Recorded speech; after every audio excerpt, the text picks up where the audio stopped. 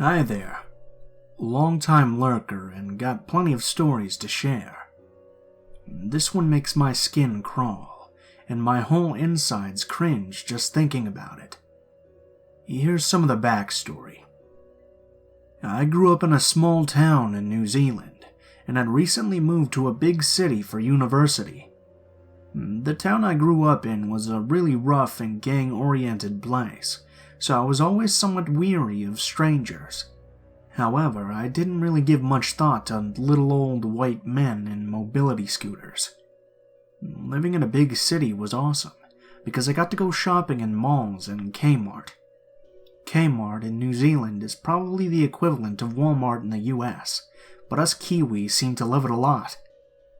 Anyway, one day I was shopping at Kmart, looking at the dog beds which were at the back aisle of the store. Kmart is huge, and the back aisle is the entire length of the store. I get this feeling suddenly that I'm being watched, and turn to see an old man in a mobility scooter at the opposite end, staring directly at me. I give him a small smile, and turn back to browsing, when in my peripheral vision I see him racing towards me in his scooter at great speed. I immediately assumed that his urgency must mean he needs help reaching for something or finding something else, so I turned to face him. He was a harmless old man, right? Wrong. He quickly starts chatting to me and sharing personal things with me without actually greeting me. He starts telling me how I look like his wife who passed when she was younger. He then starts telling me how lonely he is, and I start to feel a bit of pity for him. Then the conversation starts taking a weird turn. He starts telling me how he likes to dress up and feel sexy in women's clothing. Then he starts to open his mouth and show me all of his missing teeth and gums.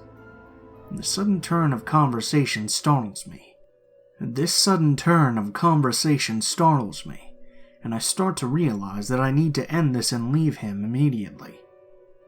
After several attempts at saying goodbye, he finally agrees to let me go and holds out his hand for a goodbye handshake.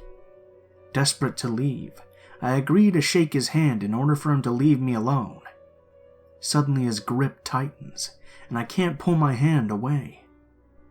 He forces my hand towards his mouth and begins to make out with the back of my hand while swishing his tongue across it in circles. I aggressively pull my hand away and sprint out of the store in shock.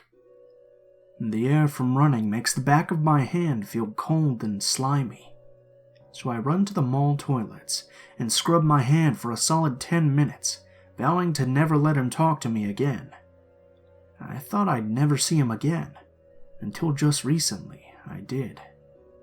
I was on the bus to uni when he gets on without his mobility scooter and a walking stick instead. Thankfully, I had someone already sitting next to me, so I felt pretty safe. However, his eyes scanned the bus, and when they met mine, he immediately smiled. So when the bus got to the interchange where everyone gets off and gets onto other buses, I quickly rushed off the bus so I wouldn't have to see him. I felt my stomach hit the floor when I hear him start calling out for me. I glance over my shoulder to see him waving his walking stick, yelling and pursuing after me. I quickly rush out into a shopping store to lose him, which is a success. The rest of the day goes fine, until I go to return home and see that he's waiting at the stop I board my bus at. I hide until I can see my bus coming. He's looking around a bit and starts to wander away from the bus stop after a while, which is my cue to quickly board. I jump in line and get on board quickly. However, he spotted me and is waving his stick and yelling at me again. I start to panic, as I don't want to be trapped in the bus with him. He's just about to step on the bus, when the driver all of a sudden slams the doors on him. This makes him furious, and he starts smashing his walking stick against the window and shouting.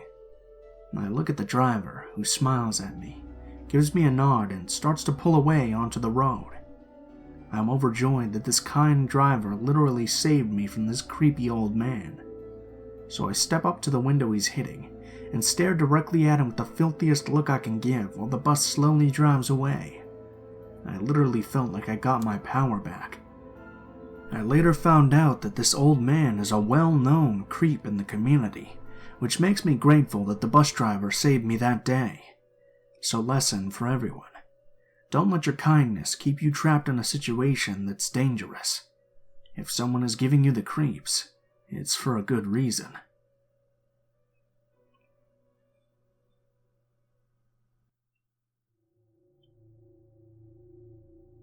So, this is a story from several years ago, but I remember it clear as day.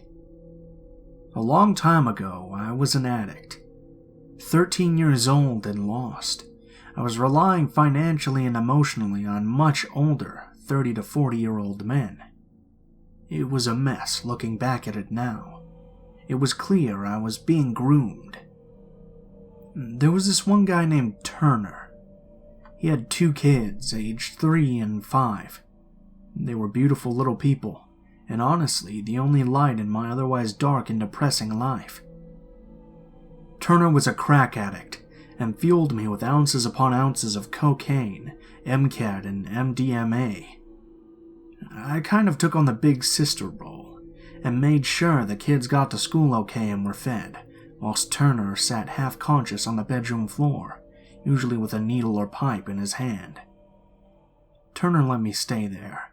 I'd stay 7 days a week. My dad had just died, and I essentially had nobody to care about my whereabouts. So that was my life. Constantly high. But I loved those kids. Oh, and their dog too. Tess, the dog, was a Staffy cross pit bull. Vicious as hell.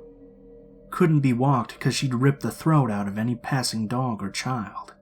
Truly a vicious dog. But she was damaged. So badly abused by all the druggies who came in and out of this house. Approximately 10 people, including myself, lived in this house with the kids and Turner. She would wee herself anytime someone approached her out of pure fear. But for some reason, she loved me. She'd even go for walks at night with me, and behave like a good girl and would snuggle on the sofa with me each night. I never let her around the kids, though.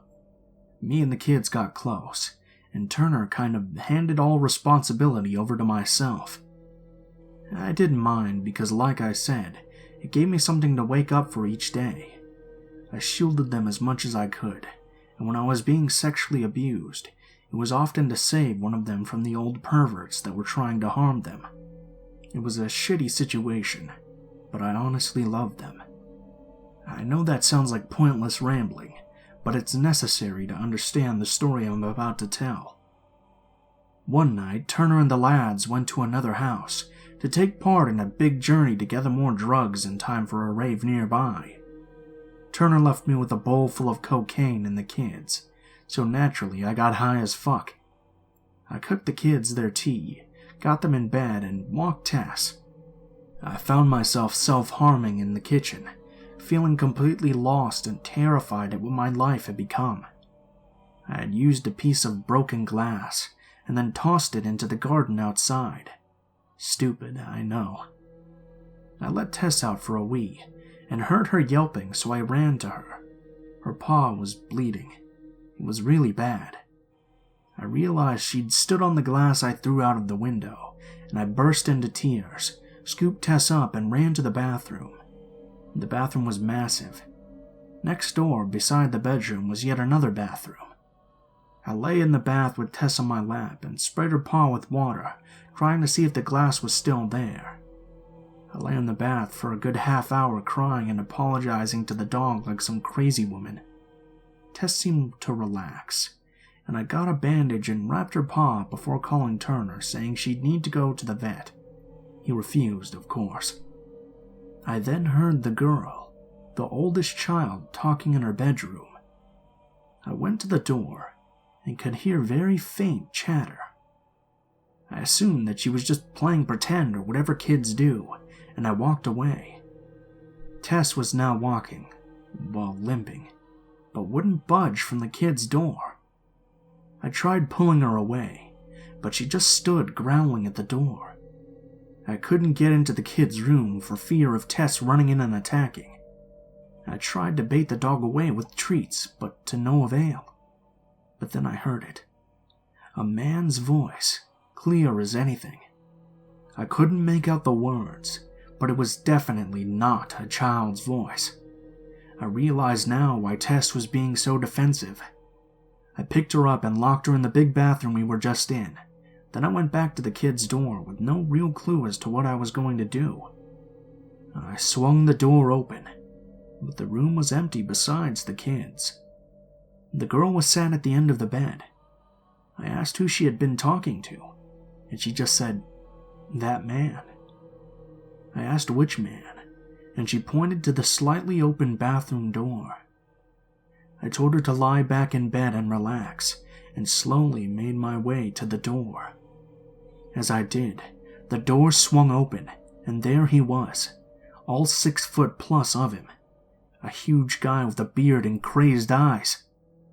I don't know why, but I pushed him by his chest further into the bathroom, and then turned to run towards the kids.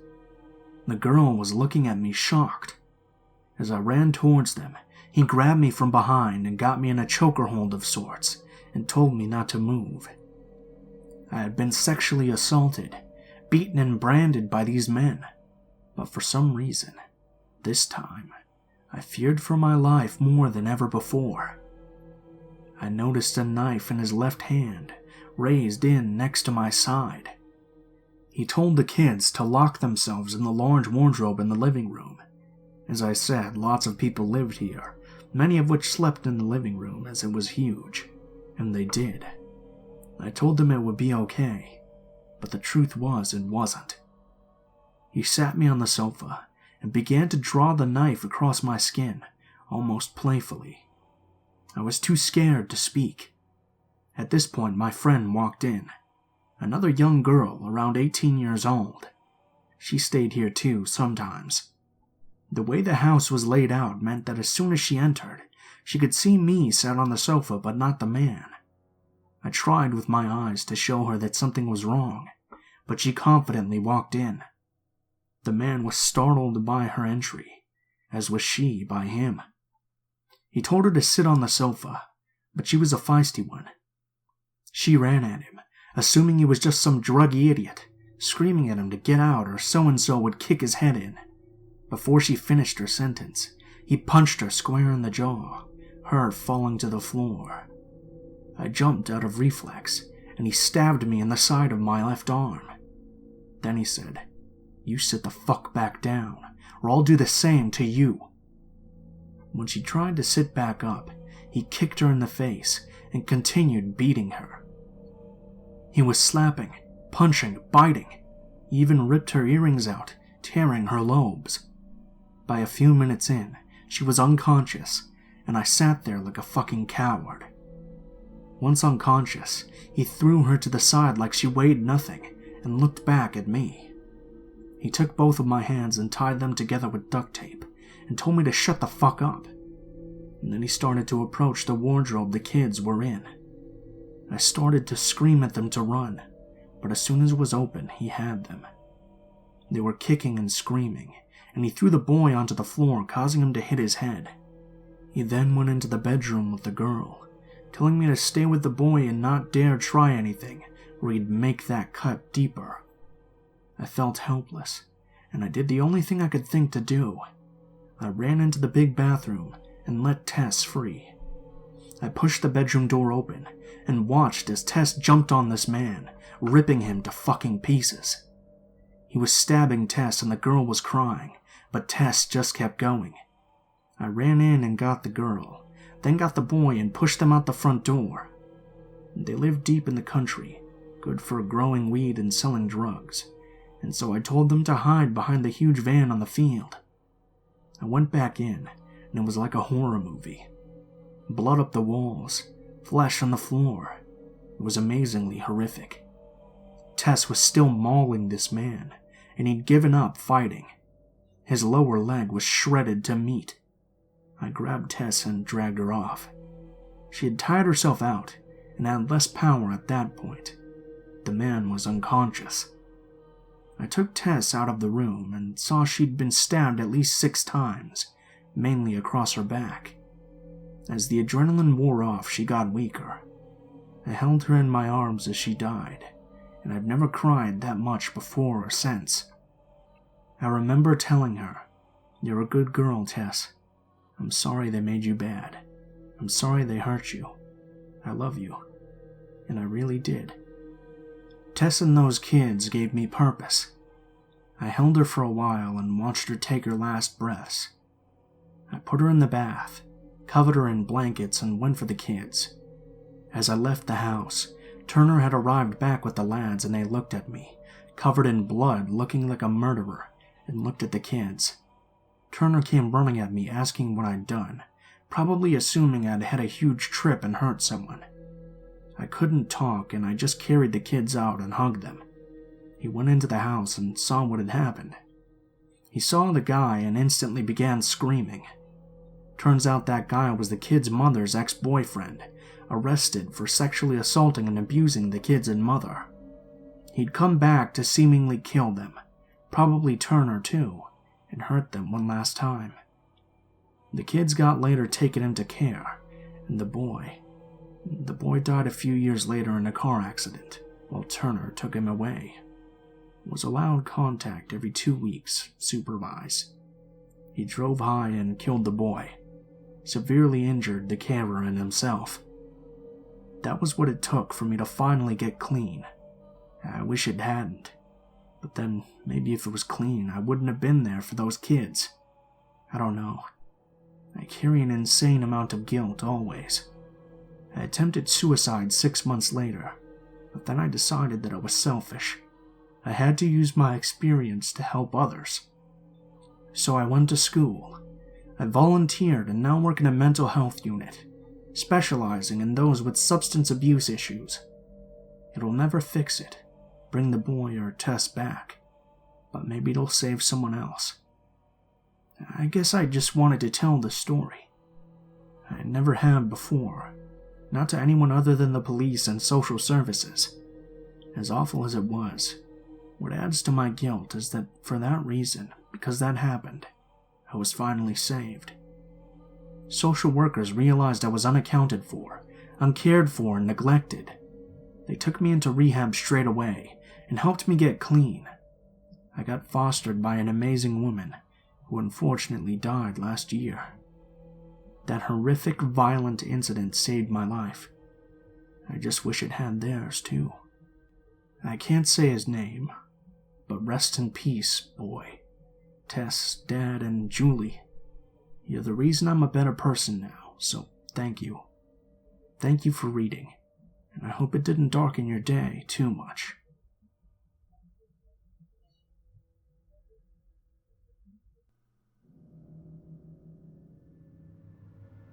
I'm a 27-year-old female. At the time this occurred, I was a senior in high school, angsty and steadily into partying. For this story, I'm going to hide her identity solely due to the rules on Reddit. Let's call her Kay. Kay almost cost me my life, and I never want to see her again. A little backstory on her. She had grown up quite privileged, given anything she ever wanted. Her parents adopted her 5 cousins, and this is when she started to rebel. Her parents, well off, started to pay less attention to her, so Kay had all the freedom in the world. At the time this incident occurred, Kay was 18, and I had just turned 18 as well. We were headed to a kickback at these guys' house, and nothing more than a little bit of weed was expected. Now, I had my share of smoking weed, popping pills here and there. I had just tried ecstasy the summer prior. However, I was planning on staying sober. Shia picked me up, and we wanted to buy cigs at a gas station. I bought a fountain drink, one with the straw and everything. This is crucial for later in the story.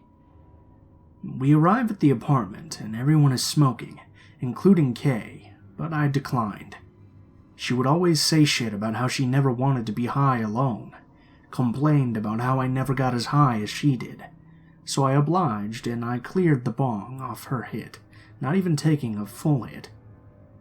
She asked for a drink of my soda and I handed it to her. She had it for a good minute. I had my head turned, talking to someone at the kickback. When I looked back at Kay, she was messing with my straw. I didn't think much of it, and she handed it back to me right away. Within about 30 minutes or so, though, I started to feel intensely high, to the point that I needed to escape from the group. I'd go out front to smoke a cigarette, only to find that I couldn't even stand up, so I laid on the front porch. Then all of these dark thoughts flashed through my mind. I felt so sick, like my stomach was being torn open. I couldn't stand back up. I had to crawl to the bushes to throw up. I thought to myself, all of this just from clearing a bong? So I laid back on the porch. The apartment was located on a busy street in the city I live in. I thought about running into traffic just because I felt so much like I was dying. So I gave myself two options. I could run into traffic, have a car hit me and end this horrible pain I was in, or I could get some help, maybe flag someone down. Obviously, my mind wasn't in the right state. I knew nobody at the kickback would take me seriously, and I knew something was terribly wrong. I thought about calling my mom. I must have dialed her number and hung up about 5 different times. Finally, I called and told her what had happened, and that I didn't know why I was so high. Nobody else was feeling the way I felt. What seemed like an eternity later, Kay finally came outside looking for me. As I'm puking my guts out in the bushes, she asked me if I want to go get some food. I asked her if she was being fucking serious. She laughed at me as I puked. What I didn't know was that my mother had called my older brother to pick me up, since he lived close to where I was. He showed up with a machete, ran inside and threatened people. He didn't know who gave me what. It wasn't until I got home that my brother took one look at my eyes and noticed how dilated my pupils were, so they rushed me to the ER after more puking, of course. My memory there is a bit fuzzy. I just remember asking my sister-in-law if I was going to die and telling her that I was scared. They ended up having to sedate me, due to the fact that I was yelling and threatening the nurses. Totally out of character for me. They did a tox screen and found MDMA, along with other drugs in my system. I'm assuming the other drugs were the ones used to make up the ecstasy. Now, all of this is frightening to me and everything. However, what I found out a few days later shocked me to my core. Kay had been to a house party the next night. Somebody there had said she was passing out free ecstasy to 4 different people. Of those 4 people, 3 had grand mal seizures and had to be taken to the ER by ambulance. I'm assuming whatever ecstasy she had used was a bad batch. Remember when she asked to have a drink of my soda? I assume this is when she dropped a pill inside and it dissolved. She probably crushed it beforehand or something. I have no clue, but at this time in my life I hadn't done drugs for quite a while, especially not ecstasy. Kay also went on to tell people that I was the one who slipped her the drug, and she had to go to the hospital. She's a pathological liar, and has had to go to therapy for a long time for mental disorders. All of this happened just because she wanted me to be high like her. I could have committed suicide because I wasn't in the right frame of mind. It still affects me to this day. It sounds cliché, but I have a hard time trusting people with this experience and among other things. I also don't like sharing drinks with anybody. I get scared when I go to a bar or club, fearing for the worst. I mean, if my own friend could do this to me, what's stopping a stranger? So I always guard my drink now, no matter what.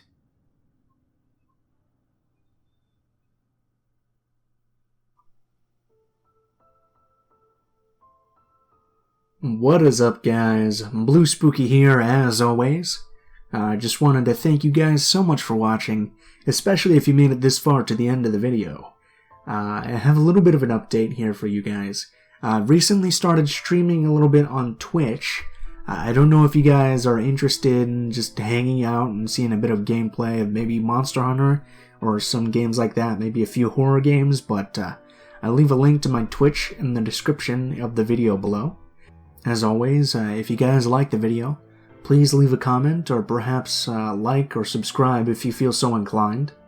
If you'd like to message me, or you'd like to send in a story for me to read, or you have a suggestion for a story I should read, the links to all of my social media will be in the description of the video below as well.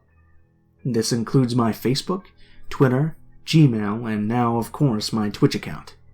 Go ahead and send me a message on any of those, and I'll try to get back to you as soon as possible, but please guys be patient, because I do get a lot of messages, so if I don't respond to you right away within like a week or two, just be a little patient. I'll get to it as soon as I can. If you do decide to send in a story, please be sure to include in the description of the email or message what the name of the story is, what the category of the story is, and how you would like to be credited in the video that the story appears in. If you guys are curious about the music used in this video, links to the music and the order in which the music appears will always be in the description below the video, so you can go ahead and check that out there. Last but not least, if you guys do enjoy my content, please take a look at my Patreon, and if you feel so inclined, maybe donate like $1 or something. Every little bit helps. It'll never be necessary, but of course, it's always an option if you guys would like to support the channel. Thank you guys so much for watching, and I hope you guys have a wonderful day.